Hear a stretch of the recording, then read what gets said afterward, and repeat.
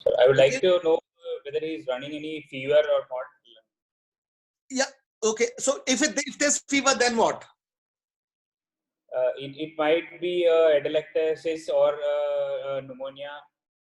It could be anything, but most probably in the postoperative 3, I would like to think of. So is fever that specific for atelectasis or pneumonia? Most commonly, it would be like pneumonia with tachypnea and tachycardia fever. I would like to Okay. think in the postoperative 3, it could be an So anastomotic leak as well. But yeah. So basically, that's the way we want to hear.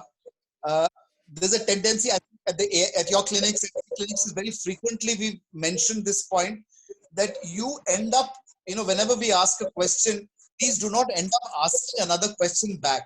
Okay. When you're saying that I want to know fever and all, it's practically asking what's the temperature. You already have tachypnea, you have tachycardia, so something is wrong, isn't it? So if all the parameters are normal, then you can ask, and some parameters are missing, you'll say I will check the temperature and the blood pressure. But now you already have a situation where he's told you two things are grossly abnormal and the drain is normal. So what we want to hear is your assessment of the status. So you are like a consultant on the round, and you have to tell what is the problems that you see now. Okay? So some of you start repeating these things. Not needed. What you need to give your interpretation. It does look appropriate for this third post-operative day. The things that I'm going to think of, is there a hidden sepsis? Is there a leak? Yeah, okay. Yeah, Kapil, that's right. But you need to say what all you're thinking first. But you've already found something is wrong. So you want to look for other things. If you don't find anything wrong in the sort of status given to you, then you look for other things. He's already told you. Now the questions if you can ask, but it should be relevant to be algorithmically take you go one way or the other. For instance, if you say I will do a methylene blue test, it's telling me that you're looking for an anastomotic leak versus a pneumonia or something like that. I will do a chest X-ray. Won't you do a chest X-ray? Won't you look for compression on the heart? Yeah. yes, yes, sir. So I do not want to list patient is tachycardia. I don't want to hear TLC because I know it's going to be high. But if all this is normal and you said TLC, I will accept it because you're looking at it as the predictive value is different. You get my point? What I'm trying to say? Yes. Saying in this patient is useless if he will have a high CRP. He's got tachypnea, he's got tachycardia. So now, yes, Anvin, one of the things you will do is echo, but not right up front. So the first thing you will do is probably a chest X-ray. You want to know that the drain is inadequate. So is it the drain is draining just one, encysted part of the pleura, and the huge thing is collecting and compressing the pericardium or the rest of the lung? Yes, so everybody's worried about DVT with PE. It's not on the third day usually. It'll usually be a little late when you're mobilizing the patient. It is a possibility. Pulmonary embolism is a possibility, but not the first thing. First, you will do a chest X-ray at least. Huh? So you need to look at things that you might have a issue. It might be a bronchial leak. You might have damaged the bronchus. You might have got injured bronchus. Something may have given way on the third day. That is more likely, isn't it? I mean, it's a less likely possibility, but temporally, that's the time you will get that blowout rather than a DVT. DVT will get it slightly later in the day when your patient is mobilizing after you've given enough time for the thrombosis to happen. Yeah. So 50% of the DVTs will actually happen out of hospital, isn't it? So yes, first think of the immediate stuff which can kill him. You see him on the third day like this. What are the things that you can actually salvage? Look for those. Yeah. So DVT will come out, echo will come out, all that will be there, but in that order, right? So how I would answer this is that, sir, this patient doesn't look good. I will check the rest of the things, but the things which cross my mind at the moment is some form of sepsis is definitely there. It could be an anastomotic leak, it could be atelectasis with pneumonia, it could be an infected effusion, it could be a blowout of the pyloroplasty in this thing. I would like to investigate this patient with this. So now TLC is not critical. So if for instance the drain was very high and the same picture was there, then I would worry about okay, maybe you might say even the albumin and LFT and all that, KFT and all, also I would like to see that it's not something else that I'm missing out. Echo again would come up high because now it may not be sepsis, your fever comes out important, then all that becomes important as well. Yeah. ECG, all that. So ECG you're not saying. Cultures, yes, of course, cultures as well. If X-ray is normal, to look for leak. Sorry, I just missed that. What is that? If X-ray is normal, to look for leak, can we do oral contrast study on POD3? Yes, I mean the jury is out on the value of what do you call it, the contrast studies. Some people do it routinely. I personally like to do it routinely. People who don't, so there are pros and cons. You must be aware of them. So when you do singles, some of these will get sorted out when you do the the webinar format where there are 15 people telling you all the pros and cons. And at that time, actually, most people will tell you, I don't do it. So what you need to know is the pros. And so whenever there's a controversy, you guys must know what is the controversy. So if I ask you, would you do a contrast study or not? You should give your institutional policy. But what I would do is to tell the examiner that I'm aware that there's see, it's an MCH exam. You are now consultant level people.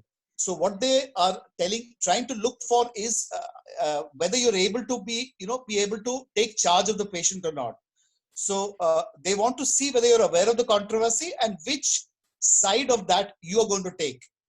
So I will pass two candidates who can say diametrically opposite things, so long as they're able to justify why they're doing what they're doing.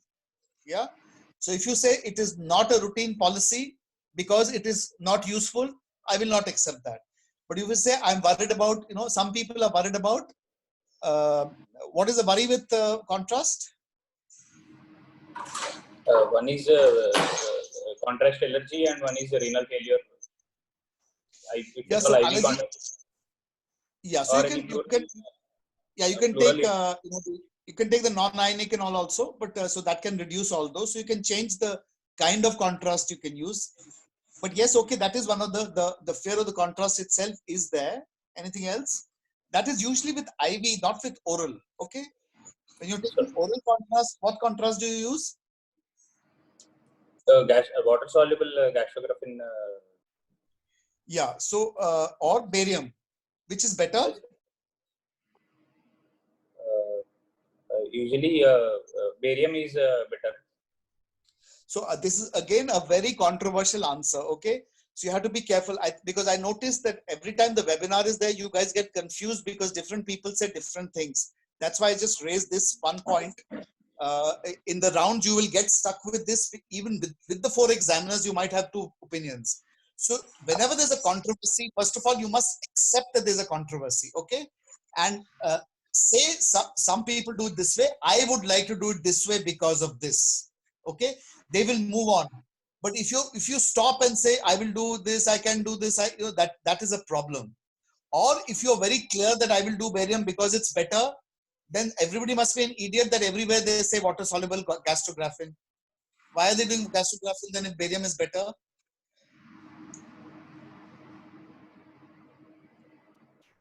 So specifically why is barium better? It's better in what? When better you say, it means overall this thing, it's the best contrast. It's the ideal contrast medium to use.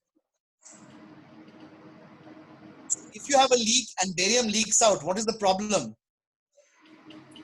So it can cause pneumonitis, chemical pneumonitis. It's not pneumonia. Yeah, it's a very irritant to the serosa. So it causes a very severe serositis. So if it leaks out into the peritoneum, you have a bad chemical peritonitis. In the pleura, again, likewise, you'll have an intense inflammation there. So barium is a fairly toxic to the serosa.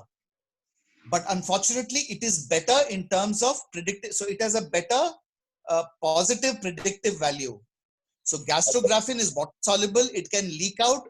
If it's very little, small leak, you might not even see it. Barium is a very dense contrast, so a small leak can be picked up. Gastrographin is a small hold up because of the, the anastomotic narrowing, slight edema and all that. You may not even see the gastrographin so well. So when you see barium, you see a dense white. When you see gastrographin, you see a mild white. It's almost translucent. Yeah. So, barium has a problem of that, but it's better in terms of contrast density and specificity. Whereas gastrographin is safer. Now, unfortunately, many of your seniors have taken it one step beyond, and they feel when they read this gastrographin and barium controversy, they get another variable into it, and that is that since they'll actually say, probably wrongly, that gastrographin is a water soluble, so it can go into the lungs and cause aspiration. It's completely ridiculous. There is absolutely no evidence for this. I know you'll hear a lot of seniors say that. Smaller meeting. I just want to explain this bit to you because I feel this is misunderstood by you when the seniors tell you that. So yes, gastrographin, if it is, so there is no increase in aspiration from gastrographin. If there is aspiration, whatever you take, you will aspirate. If you take water, you will aspirate it into the lungs. If you take barium, you will aspirate into the lungs. If you take gastrographin, you will aspirate into the lungs. You take methylene blue, you will aspirate into the lungs. So if there is an aspiration, whatever you take will go. There is no selective bias for the gastrographin to go into the food pipe or windpipe. Okay? Where the people confuse is that if a water soluble enters the windpipe, water soluble, actually it is safer than barium. If barium goes into the lungs, it can cause, like you said, a chemical pneumonitis. Now that's where the aspiration comes, not in the anastomotic leak. In the anastomotic leak, it causes bad peritonitis. Here it can cause you a severe intense pneumonitis. So barium is actually inferior. Whereas gastrographin, because it is water soluble, it can actually diffuse out of the alveoli and get absorbed by the lungs. That's why it's actually safer. So where do these seniors of yours get these words? The reason is because in young children, sometimes you might take volume-wise quite a large amount of gastrographin. So typically where it is contraindicated or used less is for after tetralogy, after the tracheoesophageal fistula repair, when they do a gastrographin study, you want to know whether there's a leak or not.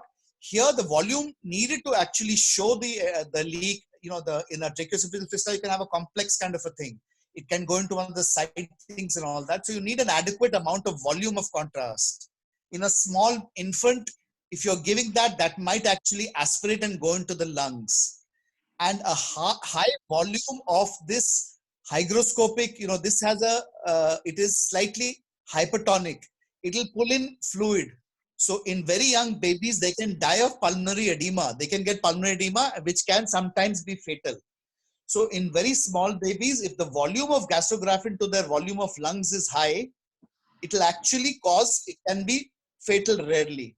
Now that is the worry in aspiration. Otherwise, even in aspiration, gastrographin is actually, if you have to aspirate, it is better to aspirate an isoosmotic stuff. This is hyperosmolar, so it will actually draw in extra fluid. Normally, it will not be a problem if your ventilation is not damaged.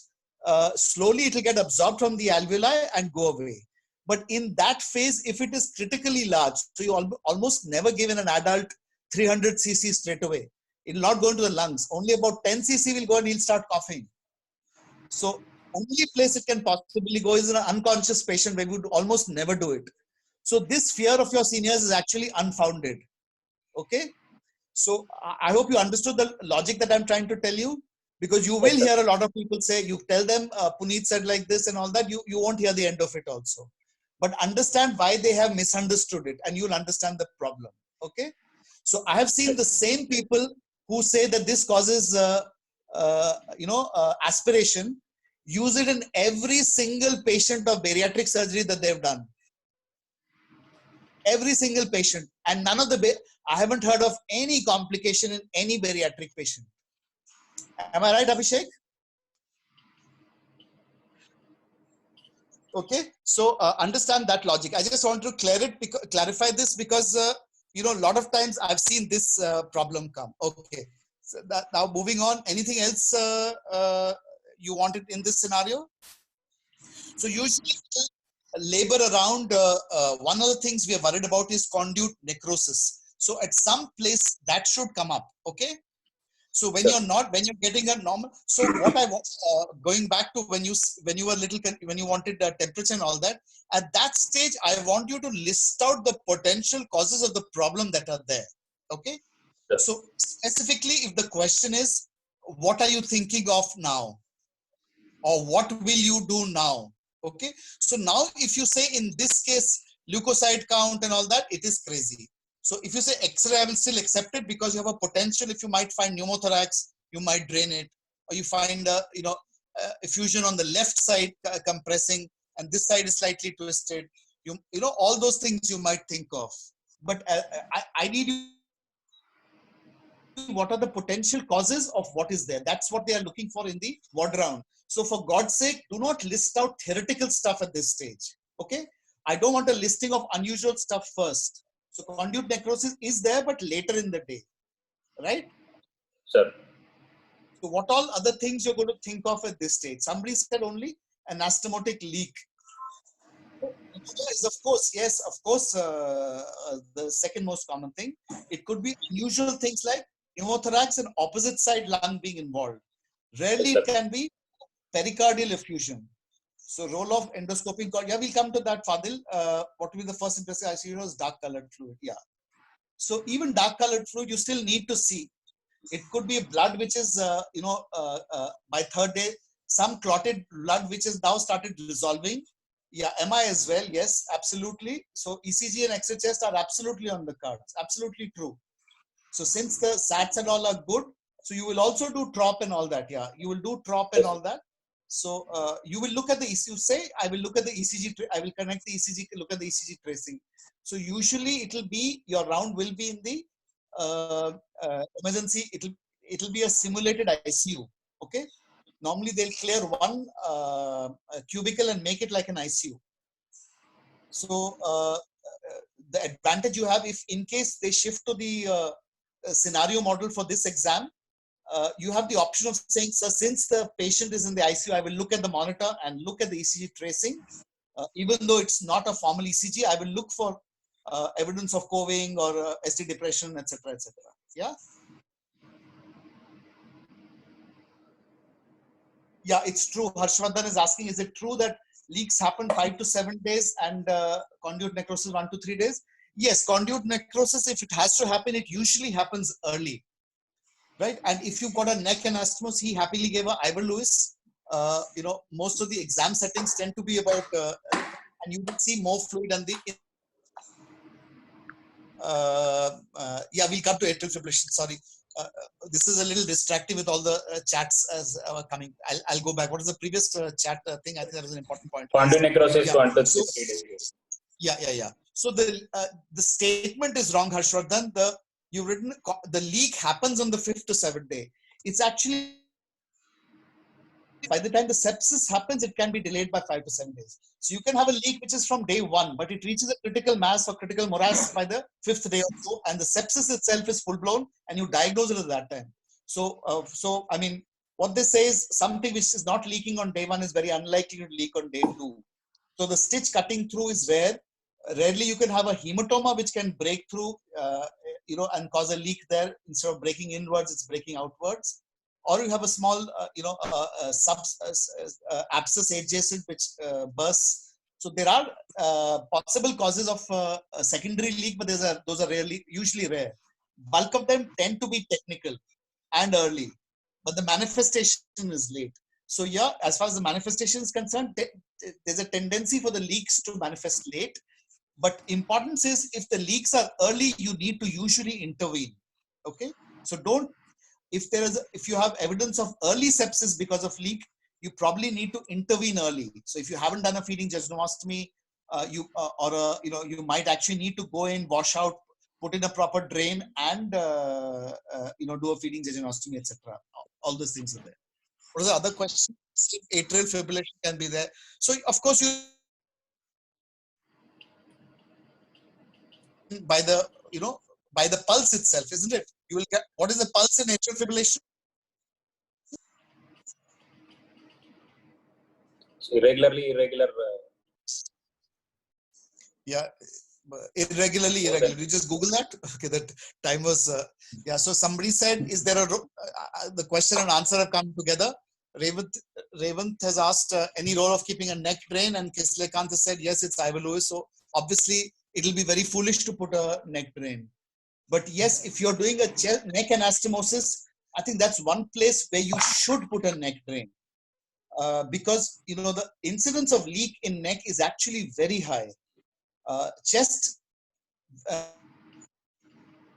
very rarely. The reason for putting a chest drain is not to identify leaks, for God's sake. The reason for putting a chest drain is because fluids and all can collect and cause compression on the.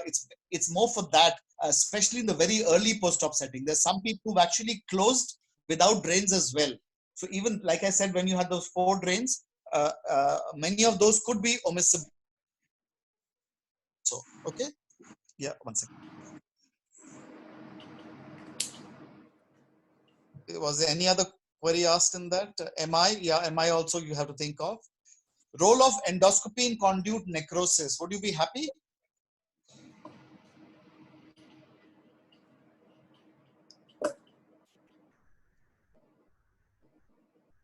Hello? Hello? Sir, am I audible? Yeah. So, role of endoscopy in conduit necrosis? Somebody's asked. Fadil? On post-operative D3, I wouldn't do an endoscopy to look for conduit necrosis. Yeah, so I mean, if the conduit necrosis is very obvious, like very hectic, this thing, and a completely normal, you're not finding any evidence of compression, all these things, you will have to think of conduit necrosis as one of the potential things. The thing is that the only way you can actually save the patient is by removal of conduit. Sure. So so it's an interesting thing that in the patient who's very sick, you might actually have to do an endoscopy, because the only salvage would be to do surgery. So you want to avoid an endoscopy in a doubt of conduit necrosis, so you'll actually rule out everything else. So patient with suspected conduit necrosis who's not that sick, you might actually go in a stepwise manner and not do an endoscopy. But somebody who's very sick, you might need to do minimal insufflation, rapid endoscopy to make sure that, to confirm the diagnosis and take up the patient for conduit removal, because that's the only thing which will save this patient. So yes, there is a role, but very selective, and you need to understand why the logic is in that order. Okay. There's one more question, which what will be the first investigation if ICD shows dark colored fluid? So like I said, it will not be the first investigation for dark fluid, because that it could be blood which is getting digested and melted away. It could be the leak itself, something staining the some enzymes reaching there. It could be bile which is reached there if there's a reflux as well. So any of those things could be there. So since you said it in the same statement, I will not think of conduit necrosis merely because of the color of the fluid. I will keep it in my mind, but if the patient is otherwise well, the clinical situation is not looking like he's got conduit necrosis, I will actually keep that slightly lower, but be aware that that's a possibility if the patient deteriorates rapidly. So it will not be the first investigation. Okay, first investigation still would be some kind of a contrast study, chest X-ray, if it's a dark colored fluid. The biochemistry and look for amylase, just in case it's the bile and pancreatic juice mixed. For instance, sometimes when the pyloroplasty is pulled up, it's roughly near the hiatus, and some of this bile can leak out into the chest drain. So those mixed colors can be quite different. Okay, I think what's the time now? So you have a few minutes only left. I suggest you guys ask what are the potential stuff, because I'm telling you what mistakes that I've seen you guys make. More frequently, I think you should use this opportunity to clarify doubts that you have. A lot of times you guys don't. But actually, I must say in the webinar, I've noticed the written questions people start asking fairly quickly. Yeah. I think in future I'll come on the laptop on this, because I can see the questions side by side. Here I have to toggle between the two windows.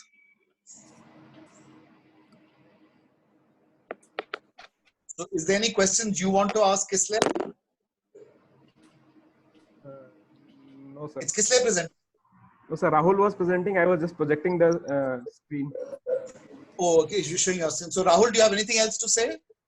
Ask. Sir, I have one query. I mean, regarding how to say in this present same situation. I was about to finish my sentence in. Should I finish in one go with post-operative day 3, as we do in the ICU? Like we ask for fever and then see the general condition. Then we. So see okay, one second. So if there's fever, how will it change your management? See, what I'm trying to get at is, in the exam, you guys go on the investigating part, gathering more information. So gathered information is relevant. Okay. So if, for instance, if you had answered to me that, sir, I want to take a call whether I should take cultures now and immediately start antibiotics because one of the options is sepsis, I don't know whether I'll get an opportunity, I will probably shut up at that. Okay. But if you don't give me that and you just keep quiet, it'll be a problem. Right. So telling me that it's going to differentiate between pneumonia and athlete, I don't know. Both of them can have fever, no? It's not such a.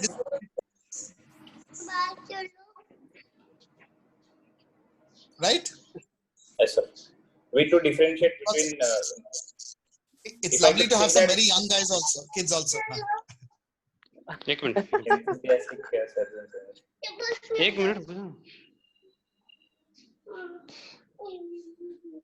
चल अपन यहाँ पे exercise करें. इसलिए how much time is left, man? It's less than a minute. If anyone can ask quick question. Yeah. Anybody has any quick questions? So can we meet frequently, sir? Like what's the exact procedure to be done for? Okay, somebody's asked what's the exact procedure done for conduit necrosis? Basically, you need to. It can be a partial necrosis or a complete necrosis. It's different for IVLU, it's different for the quick one. So basically, you have to look at the conduit. If you get time enough, the patient is not that sick. You look at the CT. If the CT is showing a reasonably good vascularity of the thing, you can actually preserve the patient if the patient is doing well, and wait for him to deteriorate before.